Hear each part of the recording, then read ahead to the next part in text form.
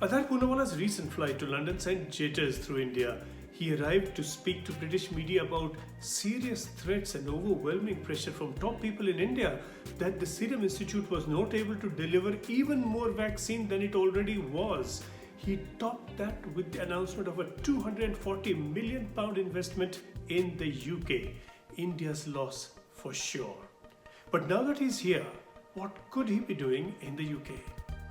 I'm not privy to any insider information in terms of SII per se, and whatever is there is in the public domain. But what we understand, like with any other Indian pharmaceutical company, I think, and two or three things that come into my mind when we look at Serum Institute's investment into the UK. So one, of course, is the fact that proximity to their partners, AstraZeneca. I think that's very important, and working more closely along with Oxford University, and then because as new variants and new mutants are coming up, the vaccine needs to be continuously evolving as well, and that is something that probably is there as the number one reason for them to come here. The second is, of course, using UK as an R&D hub and utilizing the tax credits. Of course, that is one, but also coming up with some new product development. And again, UK is a fantastic place to be able to do that. It is fantastic because the UK offers extraordinary incentives for R&D, and these are available even if a research product fails. Britain is prepared to gamble on that. For a smaller to medium-sized company, the tax credit available is to the tune of 130%. So which means that for every £100 you invest in R&D work, you get £130 tax relief, which is very, very generous.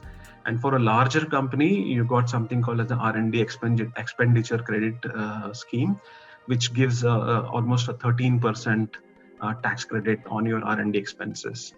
These temptations have been around for a while, but in the face of all this, far from leaving India in a hurry, SII is about the last of the big companies to step into the UK. Many Indian pharma companies have been here a while, and they are expanding really fast.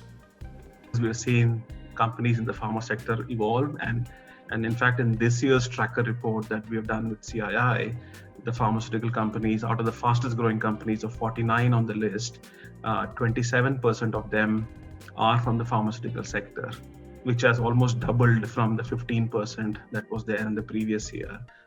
Adar Poonawalla was never in flight from India, he was on a flight from India. The SII has not abandoned India, it's only diversified into the UK, and to the extent that is a loss, and to an extent it is, the Indian government has only itself to blame.